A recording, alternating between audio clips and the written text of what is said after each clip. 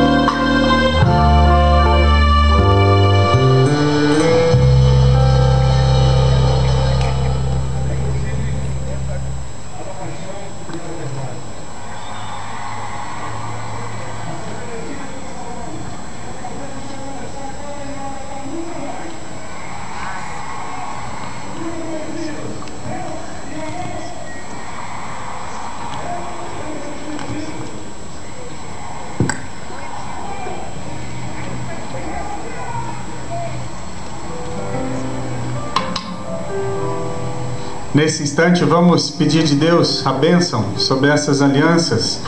Em primeiro lugar, lembrando que Ele próprio fez uma aliança de amor e fidelidade conosco, que sempre se renova, sempre que chove e sai o sol. É o arco-íris, esse sinal do amor e fidelidade de Deus. E hoje essa aliança simboliza o amor e a fidelidade de vocês. Esse compromisso que vocês assumem de cuidar e de conservar o outro do melhor modo possível.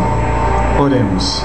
Senhor nosso Deus e nosso Pai tão querido, nós te agradecemos pela vida do Marcelo e da Cíntia e pedimos nesse instante que teu Santo Espírito desça sobre essas alianças e as abençoe e as consagre, tornando esse símbolo o símbolo mais importante da vida deste casal.